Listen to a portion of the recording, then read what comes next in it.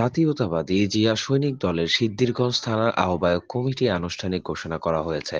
কমিটিতে মোহাম্মদ মনিরুজ্জামান মনিকে আহ্বায়ক ও মোহাম্মদ ফয়সাল হোসেনকে সদস্য সচিব করে ২১ সদস্য বিশিষ্ট কমিটির অনুমোদন করে দেন।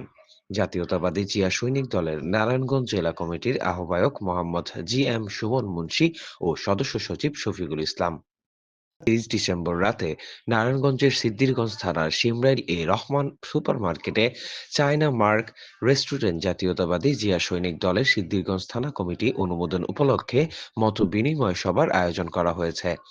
উক্ত অনুষ্ঠানে উপস্থিত ছিলেন জাতীয়তাবাদী জিয়া সৈনিক দল নারায়ণগঞ্জ জেলা শাখার আহ্বায়ক মোহাম্মদ জি এম সুমন মুন্সি ও সদস্য সচিব শফিকুল ইসলাম, জাতীয়তাবাদী জিয়া সৈনিক দল নারায়ণগঞ্জ জেলা শাখার আহ্বায়ক মোহাম্মদ জি এম সুমন মুন্সি ও সদস্য সচিব শফিকুল ইসলাম সিদ্ধিরগঞ্জ থানার আহ্বায়ক কমিটি ঘোষণা দিয়ে নেতৃত্ববৃন্দকে ফুল দিয়ে বরণ করে দেন। শহীদ রাষ্ট্রপতি জিয়াউর রহমানের আদর্শে রাজনীতি করার আহ্বান জানান। সকল প্রকার অপরাধ ও অন্যায় থেকে দূরে থেকে জাতীয়তাবাদী আদর্শ দেশ গঠনে ভূমিকা রাখার অনুরোধ করেন। মাহবুবুর রহমান শান্ত, দৈনিক নতুন বাংলার খবর, ঢাকা। এগুলো যখন কমপ্লিট হয়ে যাবে তখন থেকে আমাদের প্রোগ্রামগুলো শুরু হবে এবং আমরা চাই এই প্রোগ্রামগুলো আমরা মিলেমিশে করব। আমরা কেউ কারো বিরুদ্ধে যাব না। আমরা কোনো চাঁদাবাজি, কোনো ব্যবসা প্রতিষ্ঠানে কোনো প্রকার বিশৃঙ্খলায় জড়িত থাকবো না। যদি থাকি তাহলে আইনত তাদের বিরুদ্ধে ব্যবস্থা নেওয়া হবে।